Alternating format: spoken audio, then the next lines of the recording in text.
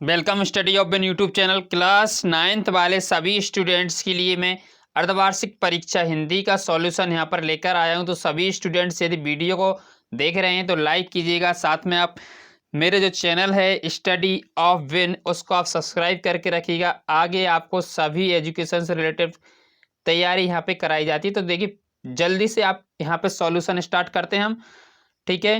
तो यहाँ पे देखिएगा पहला क्वेश्चन था आपका, प्रेमचंद का जन्म किस सन में हुआ था। तो यहाँ पे जो क्वेश्चन था प्रेमचंद का जो जन्म था किस सन में हुआ था, इसका आंसर था आपका दूसरे नंबर वाला यानी 1980।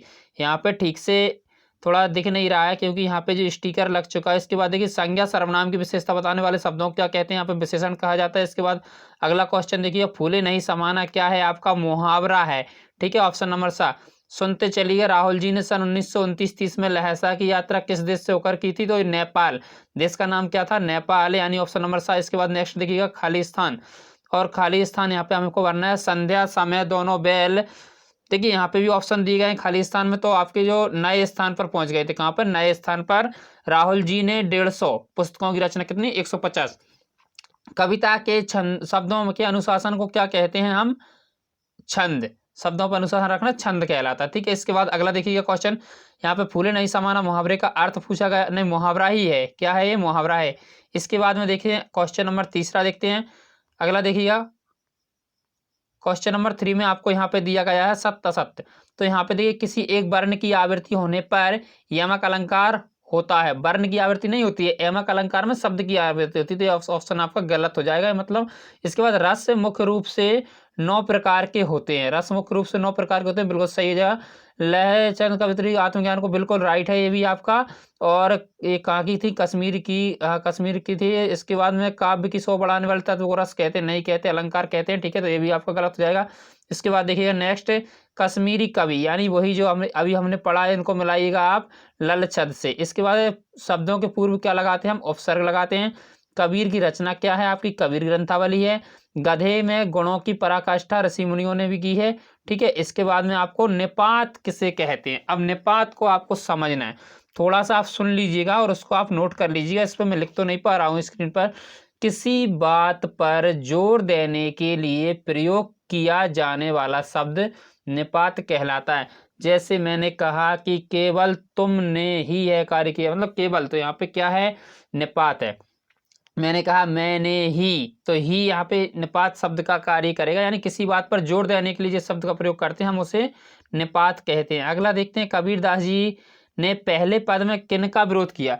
यहाँ पे बाह्य आडंबरों का विरोध कबीरदास जी ने किया है, किनका किया, बाह्य आडंबरों का विरोध किया है। इसके बाद लाख किसे कहते हैं, तो इसमें लाख यानी लक्ष्य लैसी पर लखा इसको कहा जाता है, जिसका वैज्ञानिक नाम है लाख कीट का। वैसे इसको लल छद ने सच्चा ज्ञान किसे माना, लल छद ने सच्चा ज्ञान माना, तो ऑप्शन इस चौथे का हो जाएगा आपका आत्मज्ञान को किसे माना है, आत्मज्ञान, आत्मज्ञान को सच्चा ज्ञान माना। इसके बाद देखते हैं आगे, यहाँ पे कुछ क्वेश्चन दिए गए, इनके आंसर आप स्वयं कीजिएगा।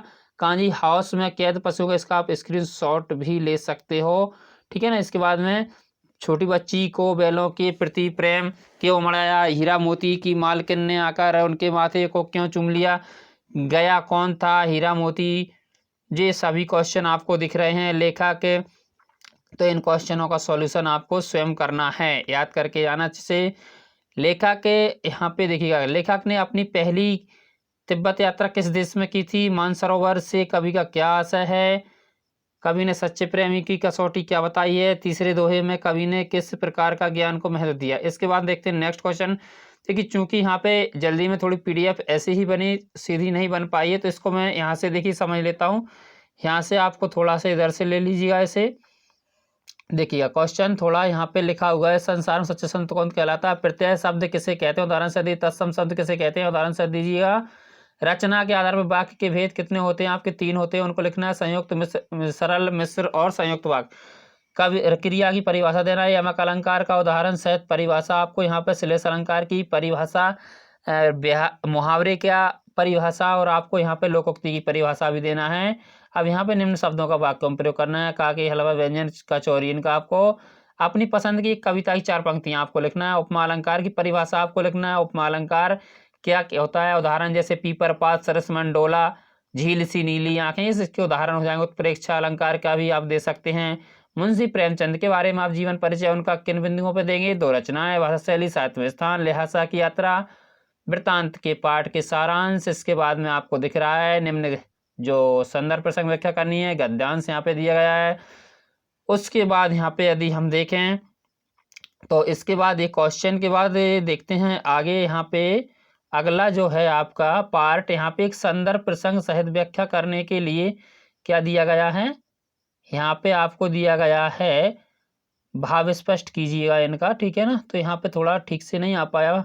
तो अच्छा, निम्नलिखित में से किसी एक विषय पर आपको निबंध की रूपरेखा तैयार करनी है।